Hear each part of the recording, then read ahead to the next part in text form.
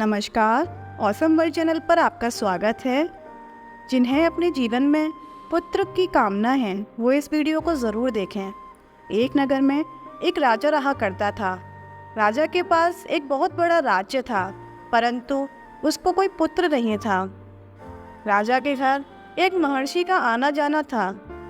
जब भी महर्षि राजा के घर आता, राजा उससे निवेदन करने लगता, महर्षि, मैं पुत्रहीन हूँ, मेरा इतना बड़ा राज्य मेरी बात कौन संभालेगा? मुझे एक पुत्र मिल जाए, ऐसी कुछ कृपा करो। महर्षि बहुत दिनों तक इस बात को टालते रहे। कहते, राजन, पुत्र वाले भी उतने ही दुखी हैं जितने कि पुत्रहीन। किंतु राजा को तो पुत्र का मोह था। उसे महर्षि की बातें समझ कहाँ आ रही थी। राजा ने महर्षि से बहुत आग्रह किया तो महर्षि ने कहा, ठीक है, परमेश्वर तेरे ऊपर कृपा करेंगे और तेरे घर जल्द ही एक बेटा जन्म लेगा। कुछ समय बाद राजा के घर एक बेटे का जन्म हुआ। राजा का बेटा थोड़ा ही बड़ा हुआ था कि राजा की दूसरी रानी ने उसे जहर देकर मरवा दिया। राजा अपने पुत्र के चले जाने से शोक में डूब गया। राजा इस कदर अपने पुत्र के शोक में डूब गया कि उसे कुछ और होश नहीं रहा। बस बैठे बैठे महर्षि को याद करता रहा। महर्षि भी बहुत दिनों तक इस होनी को टालने लगे रहे, परंतु होनी को कौन टाल सकता है? संत महात्मा ही हैं जो होनी को बस टाल सकते हैं, परंतु होनी को रोक नहीं सकते। आखिर जो भाग्य में लिखा है वह तो होकर ही रहता है। महर्षि तो चाहते थे कि राजा को आज का दिन देखना ना पड़े, परंतु उसकी तो जीवन में ये होनी लिखी थी जो हो गई। अब महर्षि कुछ दिनों बाद राजा के यहाँ आते हैं और राजा को ऐसे शोक में देखकर परेशान हो जाते हैं। महर्षि अपने साथ देवर्षि नारद को भी लेकर आते हैं, क्योंकि राजा बहुत परेशान था। देवर्षि राजा को समझाते हैं कि तेरा पुत्र जहाँ चला गया है वहाँ से लौटकर नहीं आ सकता, तो कब तक ऐसे शोक में बैठा रहेगा? अब तेरी कोई सुनवाई नहीं होने वाली। महर्षि ने और देवर्षि ने राजा को बहुत समझाया, पर राजा फूट फूट कर रोए जा रहा था। ऐसे समय में बस एक ही शिकायत होती है हर इंसान को कि यदि लेना ही था तो दिया ही क्यों। इस समय आदमी ये भूल जाता है कि किस प्रकार उस आदमी ने न जाने कितनी मन्नतें मांगी थी, न जाने कितने धाम वो गया था, कितनी पैदल यात्रा उसने करी थी, अपनी मन्नत को मांगा था, लेकिन आज उन्हें उल्हाना दे रहा है। देवर्षि नारद राजा को समझाते हैं कि पुत्र 4 प्रकार के होते हैं।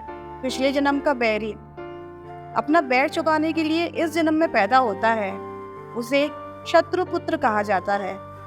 पिछले जन्म का रणदाता अपना ऋण वसूल करने आता है।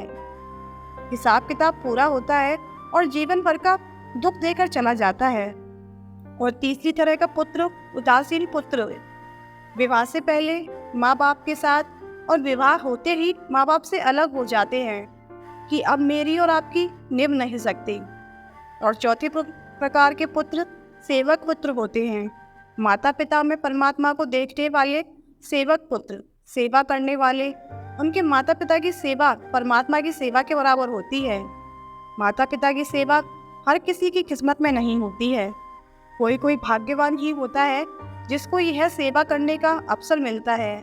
उनकी साधना की यात्रा बहुत तेज गति से आगे चलती है और घर बैठे भगवान की उपासना करते हैं ऐसे लोग। राजन, तेरा पुत्र शत्रु पुत्र था, शत्रुता निभाने आया था और चला गया। यह महर्षि अंगिरा इसी को टाल रहे थे, परंतु तू कहाँ माना। इतना समझाने के बावजूद भी राजा रोए जा रहा था, मानो वह शोक से निकलना नहीं चाह रहा। देवर्षि नारद कहते हैं, राजन, मैं तुझे तेरे पुत्र की एक बार दर्शन करवाता हूँ। सारे विधि विधान तोड़कर तो देवर्षि उसके मरे हुए पुत्र को लेकर आए। श्वेत कपड़ों में लिपटा हुआ राजा का पुत्र राजा के सामने आकर खड़ा हो जाता है। देवर्षि कहते हैं, क्या देख रहे हो? तुम्हारे पिता हैं, प्रणाम करो। पुत्र आत्मा पहचानने से इनकार कर रही है। कौन पिता? किसका पिता? देवर्षि, ये क्या कह रहे हो आप? न जाने मेरे कितने जन्म हो चुके हैं, कितने पिता, मैं नहीं जानता ये कौन है, किस किस को पहचानूं? मेरे आज तक कितने माँ बाप हो चुके हैं, किसको किसकी पहचान रहती है? मैं इस समय विशुद्ध आत्मा हूँ, मेरा कोई माँ बाप नहीं। मेरा माँ बाप परमात्मा है, तो शरीर से संबंध टूट गए। जितनी लाख योनियां आदमी भोग चुका है, उतने ही माँ बाप।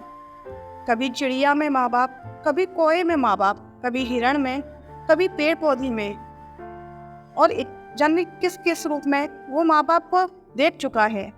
महर्षि राजा से कहते हैं, सुन लिया राजन, यह अपने आप बोल रहा है, जिसके लिए तुम बिलख रहे हो वह तुम्हें पहचानने से इनकार कर रहा है।